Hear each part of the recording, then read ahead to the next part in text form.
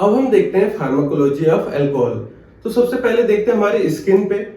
तो स्किन पे ये कूलिंग इफेक्ट प्रोड्यूस करता है, ठीक है। जब हम अल्कोहल रब करते हैं हमारे स्किन पे तो पता चलता है कि बहुत ही ठंडा इफेक्ट प्रोड्यूस हो रहा है, ऐसा लगता है कि हमने बर्फ रख दिया।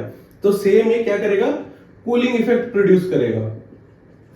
इसके साथ साथ ये एंटीसेप्टिक जैसा भी वर्क करता है। हम जैसे हैंड सैनिटाइजर यूज करते हैं उसमें क्या होता है, आइसोप्रोपाइल अल्कोहल। ये अल्कोहल क्या करेगा, हमें एंटीसेप्टिक प्रोवाइड करेगा और बैक्टीरिया के अगेंस्ट एक प्रोटेक्शन प्रोवाइड करता है। तो सेप्टिक प्रॉपर्टी, ठीक।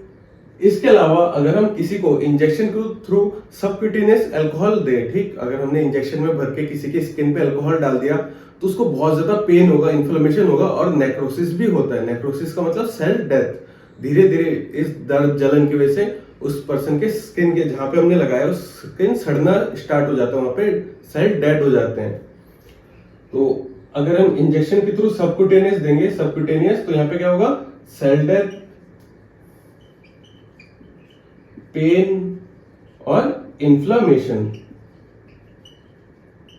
इन्फ्लामेशन मतलब सूजन आ जाता है, ठीक है, फूल जाएगा वहां पे।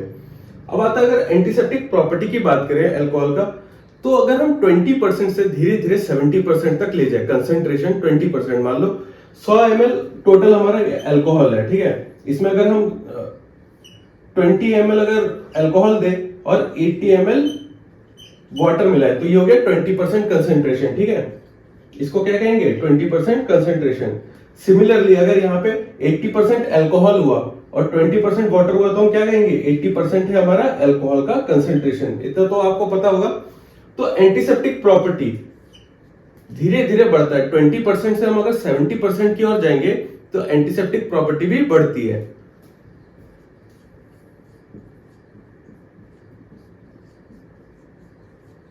और 70% से 90% के बीच ये एंटीसेप्टिक प्रॉपर्टी लगभग कांस्टेंट रहती है। कोई फर्क नहीं पड़ रहा कि कहीं पे 71% है, कहीं पे 75 है, कहीं पे 98। इन तीनों सॉल्यूशन में लगभग एंटीसेप्टिक प्रॉपर्टी सेम रहती है, ठीक है।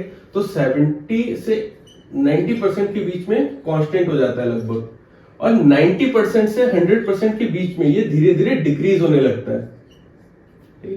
धीरे धीरे इसकी प्रॉपर्टी डिक्रीज होने लगती है। इसीलिए बेस्ट कौन सा होगा, हैंड सैनिटाइजर जो 70% से 90% के बीच में होगा, ये हैंड सैनिटाइजर हमारे लिए सबसे बेस्ट होंगे। ये हो गया स्किन पे इफेक्ट। इसके बाद देखते हैं हम हमारे सीएनएस पे। तो सीएनएस पे आप ये डोज डिपेंडेंट इसकी ज्यादातर देखेंगे कि कम डोज पे अलग इफेक्ट है, हाई डोज पे अलग है, मीडियम डोज पे कम है, ठीक है। तो होता क्या है, जो पर्सन पहले मान लो लो डोज पे लिया, 1 से 2 ड्रिंक लिए, 1-2 पैक लगाया, तो उस पर क्या होगा, उसको बहुत ज्यादा खुशी मिलेगी, ठीक, बहुत एक्साइटेड हो जाता है, बहुत ज्यादा खुशी मिलती है उसको।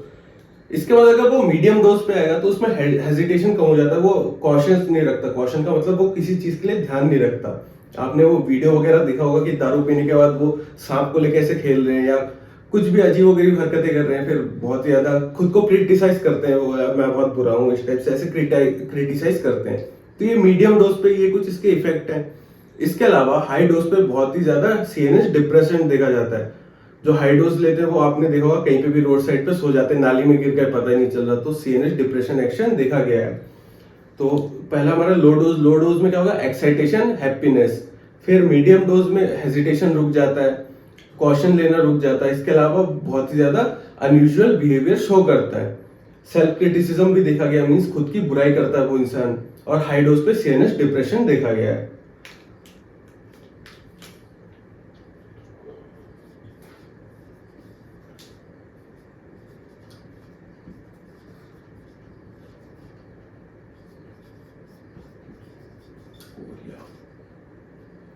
यूफोरिया का मतलब होता है बहुत ही ज्यादा खुश होना, ठीक है, यूफोरिया।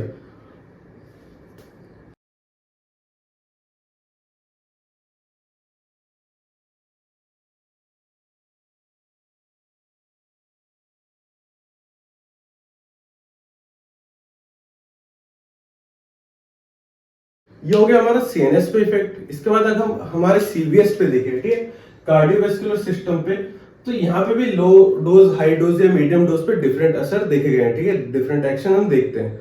तो अगर सबसे पहले देखें लो डोज पे, तो आपने देखा होगा जो लोग डेली एक एक पैक लेते हैं, ड्रिंक करते हैं, जैसे वाइन लेते हैं, तो उनका स्किन बहुत ज्यादा ग्लो करता है, ठीक है। यहाँ पे होता क्या है, जो भी उनकी स्किन पे जो भी मसल्स हैं, जो भी हमारे वेन्स हैं, वो बहुत ही ज्यादा डायलेट हो जाते हैं। अगर डायलेट होंगे तो ब्लड फ्लो बढ़ जाएगा, उनकी स्किन पे ग्लो आएगा, वार्म देखा जाता है। ठीक है, ये होता है इसका लो डोज पे इफेक्ट। इसके बाद आता है इनका मीडियम डोज। मीडियम डोज पे टैकीकार्डिया देखा गया है, बहुत ही ज्यादा हार्ट बीट बढ़ जाता है। और हाई डोज पे, ठीक, कोई पर्सन अगर हाई डोज पे रोज अल्कोहल ले तो उसका बीपी डिप्रेस हो जाता है। इसका रीजन क्या है? जो अगर हमारा सीएनएस डिप्रेस होगा तो इसके साथ साथ हमारा कार्डियोवैस्कुलर सिस्टम भी डिप्रेस हो जाता है। इसके अलावा जो पर्सन रेगुलर ड्रिंक करता है, रेगुलर अल्कोहल लेता है, तो उसमें देखा गया कि उनका कार्डियोवैस्कुलर सिस्टम बहुत ही कमजोर हो जाता है, उनमें हार्ट अटैक वगैरह के चांसेस बढ़ जाते हैं। तो पहले ये देखते हैं।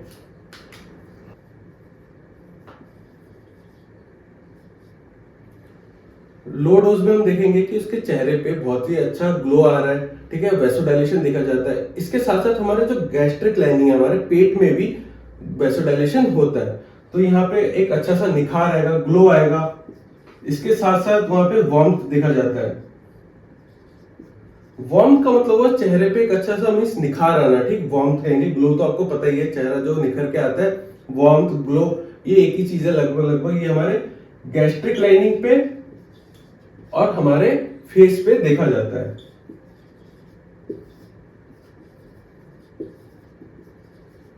वैसोडाइलेशन। इसके अलावा आता है मीडियम डोज।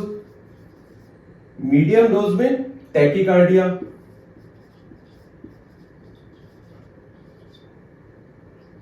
ठीक है, हार्ट मसल बहुत ही फास्ट कॉन्स्ट्रिक्ट होते हैं, फास्ट कॉन्स्ट्रिक्शन। इसके बाद आता है हाई डोज। हाई डोज में हमारा बीपी डाउन हो जाता है। और इसके साथ साथ हमने देखा कि जो पर्सन रेगुलर ड्रिंक करता है, ठीक है, इस सारी चीजों को आप डेली लाइफ से रिलेट कीजिए। आपने आसपास जो भी लोग ड्रिंक करते हैं तो वहां से आप खुद भी रिलेट कर सकते हैं कि होता क्या है। हमें ऑलरेडी पता है स्किन में ये सारे इफेक्ट देखे जाते हैं। कूलिंग का हमें पता है, अगर स्किन पे अल्कोहल लगे तो कूलिंग इफेक्ट आता है। एंटीसेप्टिक का पता है। ठीक है, अगर किसी को सबक्यूटेनियस हम इंजेक्शन दे, ठीक, सबक्यूटेनियस इंजेक्शन, तो इस केस में उसकी सेल डेथ होती है, पेन होती है, इन्फ्लेमेशन होता है। सीएनएस भी आपको पता है। ठीक है, आपने देखा होगा आसपास के लोगों में कि क्या होगा, अगर लो डोज ले रहा है तो एक्साइट होता है, बहुत ज्यादा खुश हो जाता है, वो चीज यूफोरिया देखा गया। इसके अलावा मीडियम डोज में वो एकदम कॉशन वगैरह नहीं लेता, कोई भी प्रिकॉशंस नहीं लेता, कुछ भी हो रहा है वो एकदम राजा बाबू की तरह चलता है वहां पे। ठीक, सेल्फ क्रिटिसिज्म करता है, खुद की बुराई करता है, उसमें बहुत सारे अजीब अजीब चीजें देखी गई है। हाई डोज पे सीएनएस डिप्रेस हो रहा है। तो यह आप अपने आसपास सराउंडिंग से भी एक रिलेट कर सकते हैं कि क्या होता है। फिर कार्डियोवैस्कुलर सिस्टम, ये चीज भी आप देख सकते हैं। कुछ लोग होते हैं जो रेगुलर वाइन लेते हैं, और वाइन लेने से क्या होगा, उनके चेहरे में ग्लो आ रहा है। ठीक, ये सब कुछ इसके बेनिफिट भी है अल्कोहल के। फिर जो मीडियम डोज पे ले रहे हैं उनमें टैकीकार्डिया, बीपी बढ़ जा रहा है। और बहुत ही हाई डोज पे उनका सीएनएस डिप्रेशन होने के साथ साथ उनका बीपी भी कम हो जाता है। इसके अलावा आपने देखा होगा जो लोग डेली ड्रिंक करते हैं उनमें वेरियस प्रॉब्लम रहती है। सबसे पहले तो उनमें हाइपरटेंशन रहता है, मींस हमेशा बीपी बढ़ा रहेगा। इसके अलावा उनमें हार्ट से रिलेटेड बहुत सारी प्रॉब्लम रहती है, जिसको हम कार्डियोमायोपैथी कहते हैं, मींस हार्ट से रिलेटेड डिजीज। तो हाई डोज पे बीपी बढ़ा रहेगा, सॉरी बीपी कम रहेगा। और जो रेगुलर ले रहे हैं उनमें क्या होगा, रेगुलर पेशेंट में हाइपरटेंशन और कार्डियोमायोपैथी।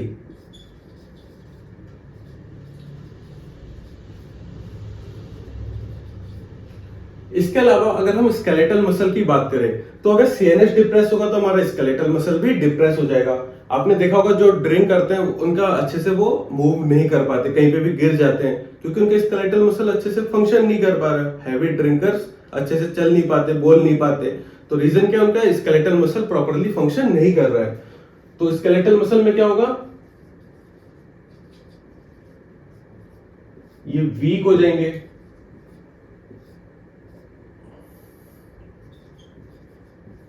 मसल एक्शन कम हो जाएगा। इसके बाद आता है हमारे ब्लड पे। ठीक, ब्लड पे क्या एक्शन आएगा, जो डेली ड्रिंक करते हैं, मींस एक सफिशिएंट क्वांटिटी पे 1 या 2 पैक जो ले रहे हैं, उनमें देखा गया कि उनका एचडीएल अच्छे से बढ़ रहा है और एलडीएल वगैरह कम हो रहे हैं। तो सबसे पहले ये चीज पता होना चाहिए कि एचडीएल को हम गुड कोलेस्ट्रॉल कहते हैं। ठीक है, हाई डेंसिटी लिपोप्रोटीन, ये प्रोटीन होता है। ठीक है, ये कोई कोलेस्ट्रॉल नहीं है, ये एक टाइप का प्रोटीन है। जब हम कार्डियोवैस्कुलर सिस्टम में डिस्कस करेंगे एचडीएल, एलडीएल, वीएलडीएल क्या होता है, तो अभी इतना ध्यान रखिए कि HDL एक अच्छा प्रोटीन होता है जो हमारे बॉडी के लिए अच्छा है, हमारे लिपिड के लिए अच्छा है। तो ड्रिंक जो करते हैं उनमें देखा गया है लगभग 1 या 2 पैक, उससे ज्यादा लेने पे दिक्कत हो जाती है।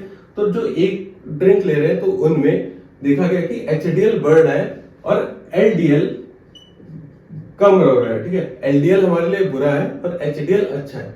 इसीलिए जो लोग ड्रिंक करते हैं उनका हार्ट अच्छा रहता है, ठीक है, हेल्दी रहता है। तो इसका मतलब ये नहीं कि डेली ड्रिंक करो, या जो ड्रिंक नहीं करते वो ड्रिंक करना स्टार्ट करो।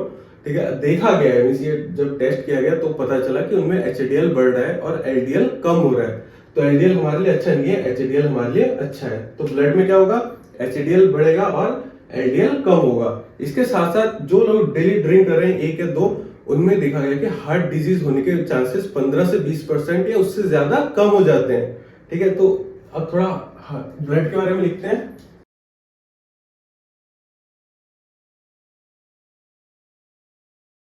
तो हमने देखा कि HDL बढ़ रहा है जो हमारा गुड कोलेस्ट्रॉल है, इसके अलावा LDL जो बैड कोलेस्ट्रॉल है वो कम हो रहा है। इसके साथ साथ जो लगभग जिनमें हार्ट की डिजीज है, कोरोनरी आर्टरी डिजीज होने के चांसेस है, वो भी 15 से 35% कम हो जाता है। इसके अलावा देखा गया कि जिनमें हाई रिस्क है, ठीक है, जिनमें हाई रिस्क है तो उनमें हाई रिडक्शन भी देखा गया। मान लो जैसे मुझे दर्द है, हल्का फुल्का दर्द है, तो दवाई लेके मुझे उतना ज्यादा पता नहीं चलेगा कि हाँ दर्द कम हुआ या नहीं हुआ, क्योंकि पहले से ही कम था। बट जिन लोगों में ज्यादा दर्द होगा, ठीक है, कहीं पे चोट लगी, ज्यादा दर्द, तो दवाई लेके वो महसूस कर सकता है कि मेरा दर्द कम हुआ या नहीं हुआ। तो सिमिलरली जिनमें हाई रिस्क है डिजीज का, कोरोनरी आर्टरी डिजीज का, उनमें देखा गया कि इनमें बहुत ही रैपिडली ये डिजीज के चांसेस कम हो रहे हैं। ठीक है, 15 से 35% तक कम हो जा रहे हैं। इसके अलावा देखा गया कि इन पेशेंट में जो लोग ये डेली अल्कोहल ले रहे हैं तो इसके साइड इफेक्ट के तौर पे एनीमिया होता है, एनीमिया, मेगालोब्लास्टिक एनीमिया देखा गया है। अब इस एनीमिया का मतलब क्या होगा, उनके ब्लड में जो आरबीसी है उसके साइज चेंजेस हो रहे हैं, जिनमें उन्हें सांस लेने में भी प्रॉब्लम आ सकती है, क्योंकि ये आरबीसी ऑक्सीजन कैरी करने में हेल्प करते हैं। तो यहाँ पे क्या होगा, मेगालोब्लास्टिक एनीमिया। इसके अलावा आता है हमारा जीआईटी। तो देखा गया कि अगर हल्के लो क्वांटिटी में हम ले तो जीआईटी में सिक्रीशन बढ़ जाता है, जो भी हमारे गैस्ट्रिक जूसेस हैं उनका सिक्रीशन बढ़ जाता है। अगर हाई डोज में ले तो ये सिक्रीशन कम हो जाता है, जिसकी वजह से वॉमिटिंग वगैरह भी देखा गया है। तो जो लोग ज्यादा ड्रिंक करते हैं तो क्या होता है, उनमें वॉमिटिंग आती है, ठीक है, नोजिया फील आता है, बहुत ज्यादा लगता है कि उल्टी कर देगा। तो ऐसी कुछ चीजें, सिम्टम देखे जाते हैं जो डेली ड्रिंक करते हैं। तो इसका रीजन क्या हुआ, हमारी जीआईटी में लो डोज पे तो हमारा गैस्ट्रिक सिक्रीशन प्रॉपर वर्क कर रहा है, बट हाई डोज में ये सिक्रीशन बहुत ही कम हो जाता है, जिसकी वजह से जो भी है वो डाइजेस्ट नहीं हो पा रहा और वॉमिटिंग के थ्रू बाहर आ जाता है। इसके अलावा हमारे रेस्पिरेशन में जो भी हम सांस ले रहे हैं, तो जो लोग ड्रिंक कर रहे हैं उनमें रेस्पिरेशन बहुत तेज बढ़ जाता है, तो वो तेज तेज सांस लेना स्टार्ट कर देते हैं। ठीक है, तो पहले क्या हुआ, हमारा जीआईटी में सिक्रीशन बढ़ जाता है अगर लो डोज ले रहा है, हाई डोज पे सिक्रीशन कम हो जा रहा है। इसके अलावा रेस्पिरेशन इंक्रीज होता है। इसके बाद अगर हम बॉडी टेम्परेचर की बात करें, ठीक, तो आपने देखा होगा ठंड के वक्त लोग रम वगैरह लेते हैं। तो इसका रीजन क्या है, देखा गया कि रम लेने से बॉडी टेम्परेचर बढ़ रहा है। ठीक, उनमें बॉडी टेम्परेचर बहुत ज्यादा बढ़ता है, उनमें एक फील आता है कि हाँ मैं अब धीरे धीरे मेरा बॉडी टेम्परेचर बढ़ रहा है। इसके साथ साथ बॉडी टेम्परेचर बढ़ने के साथ साथ बॉडी से हीट लॉस भी बढ़ जाता है। इसीलिए कभी ड्रिंक करके बाहर नहीं जाना चाहिए, इससे हमारा हीट लॉस और ज्यादा बढ़ जाएगा, क्योंकि हमें फील हो रहा है कि बॉडी गर्म हो रहा है। अब अगर बॉडी गर्म हो रहा है तो जल्दी जल्दी हीट भी तो लॉस होगा, बाहर टेम्परेचर कम है और हमारे बॉडी का टेम्परेचर ज्यादा है, तो इस कंडीशन में ज्यादा हीट लॉस होगा। इसीलिए कभी ड्रिंक करके बाहर नहीं जाना चाहिए, स्पेशली ठंड में। पहले बॉडी टेम्परेचर की बात करें तो वार्म फील होगा, रेस्पिरेशन बढ़ेगा,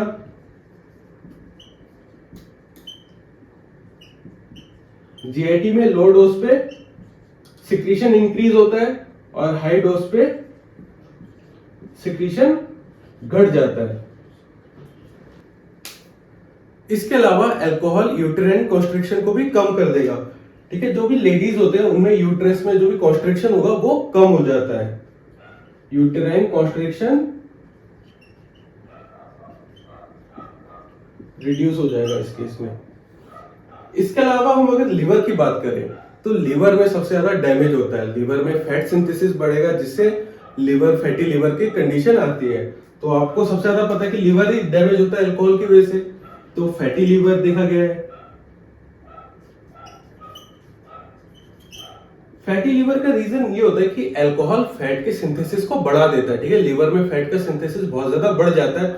इसके अलावा जो भी हमारे आसपास फैट है वो सब ट्रांसपोर्ट होकर लिवर पे आ जाता है। इसके साथ लिवर में जो भी हेपेटिक सेल है ये भी डैमेज होते हैं, यहाँ पे नेक्रोसिस देखा गया है।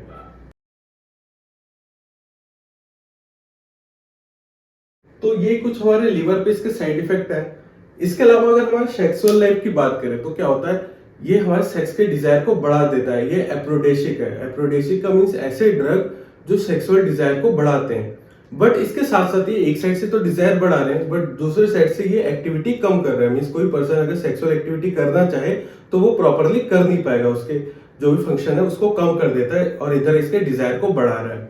इसके साथ साथ ये इनफर्टिलिटी भी कॉज करता है। मेल में गायनोकोमेस्टिया देखा गया, फिर टेस्टिकुलर एट्रोपी देखा गया। टेस्टिकुलर एट्रोपी में क्या होता है, मान लो अगर ये नॉर्मल टेस्टिस का साइज है तो टेस्टिकुलर एट्रोपी में ये साइज रिड्यूस हो जाता है, ठीक है, बहुत ही छोटा हो जाता है, श्रिंक हो जाता है टेस्टिस। गायनोकोमेस्टिया फिर इनफर्टिलिटी ये मेल फीमेल दोनों में हो सकता है। इसके अलावा हमारे किडनी में अगर इसका इफेक्ट देखें तो सबसे पहले तो यूरिन फॉर्मेशन बहुत ज्यादा बढ़ जाता है। इसके मेन दो रीजन है। जो भी पर्सन ड्रिंक कर रहा है वो या तो पानी के साथ या कोई उसके साथ सोडा वगैरह मिला के ड्रिंक करता है। तो अगर पानी का कंजप्शन ज्यादा होगा तो यूरिनेशन भी बढ़ जाएगा। तो ये पहला फैक्टर तो ये हुआ यूरिनेशन का। दूसरा है अल्कोहल एडीएच को रोकता है। ADH means anti diuretic hormone, ADH anti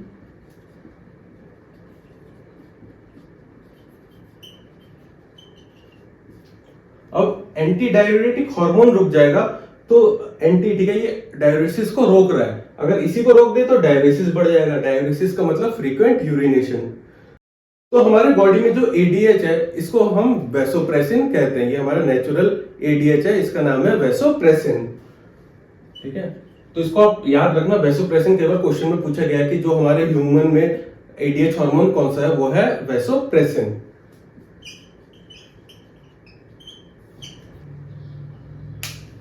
तो यहाँ पे किडनी पे ऐसा कोई इफेक्ट देखा नहीं गया, बस वैसोप्रेसिन के थ्रू डायलिसिस होता है और ज्यादा हम वाटर कंज्यूम करते हैं, इसकी वजह से भी यूरिनेशन ज्यादा बढ़ जाता है और किडनी को ऐसा कोई डैमेज नहीं पहुंचाता। अल्कोहल जो मेजर डैमेज होता है वो हमारे लीवर पे ही होता है।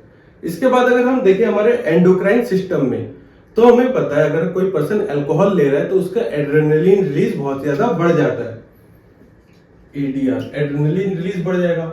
ऐसे भी पता कर सकते हैं ना, जो पर्सन ड्रिंक कर रहा है वो बहुत ही ज्यादा एकदम रश में रहता है कि बहुत पावरफुल है, बहुत ज्यादा ताकतवर है, ठीक, तो ऐसा फील करता है वो खुद को, क्योंकि वहां पे एड्रेनलिन रिलीज बहुत ज्यादा बढ़ जाता है। तो एड्रेनलिन की वजह से यहाँ पे देखा गया कि हाइपोग्लाइसीमिया होता है, मींस ग्लूकोज लेवल कम हो जाता है। एड्रेनलिन क्या करेगा, ये हाइपोग्लाइसीमिया कॉज करेगा।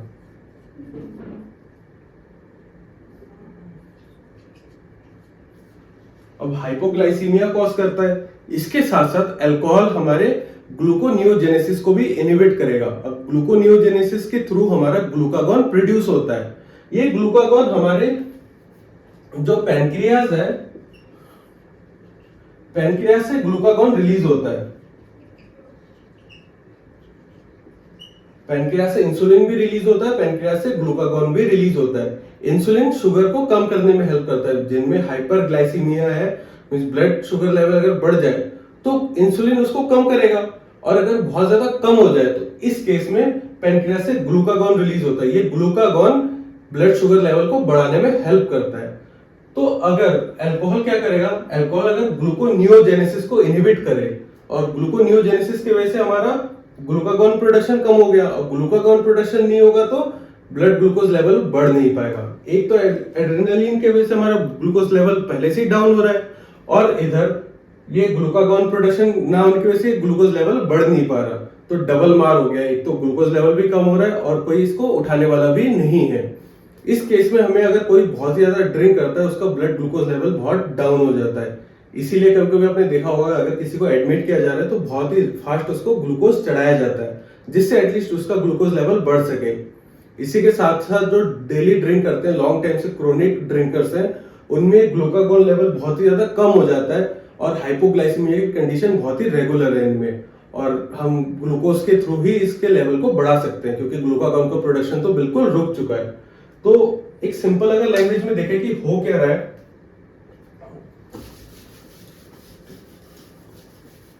यहाँ पे वो कह रहा है एड्रेनलिन की वजह से ग्लूकोज कम हो गया, ठीक है, ग्लूकोज कम हो गया। इधर अल्कोहल ने क्या किया, अल्कोहल ने एड्रेनलिन की रिलीज को बढ़ाया और ग्लूकोनियोजेनेसिस को कम कर दिया।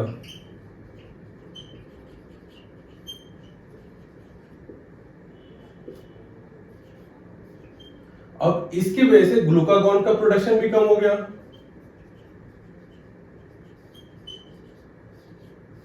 अगर ग्लूकागॉन का प्रोडक्शन नहीं रहेगा तो ये ग्लूकोज लेवल को भी कम कर देता है। और इस टाइप के पेशेंट में हम ग्लूकोज चढ़ाना पड़ता है, ठीक है, आईवी के थ्रू उनको ग्लूकोज दिया जाता है, डेक्सट्रोज के इंजेक्शन लगाए जाते हैं जिससे उनका ग्लूकोज लेवल बढ़ सके, वरना उनकी मौत भी हो सकती है।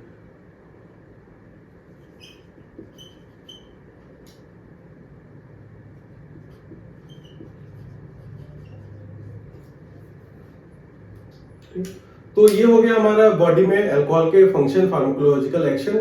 तो इसको आप नोट कर लीजिए, ये तो नोट करने लायक है नहीं, तो मैं एक स्लाइड डाल दूंगा जिससे आप अच्छे से नोट कर सकते हैं, ठीक है। अगर यहाँ से नोट कर सकते हैं तो नोट कर लीजिए, वरना मैं एक स्लाइड डाल दूंगा वीडियो के एंड पे जहाँ पे आपको प्रॉपरली पता चलेगा कि क्या क्या एक्शन है डिफरेंट ऑर्गन्स पे हमारे अल्कोहल का।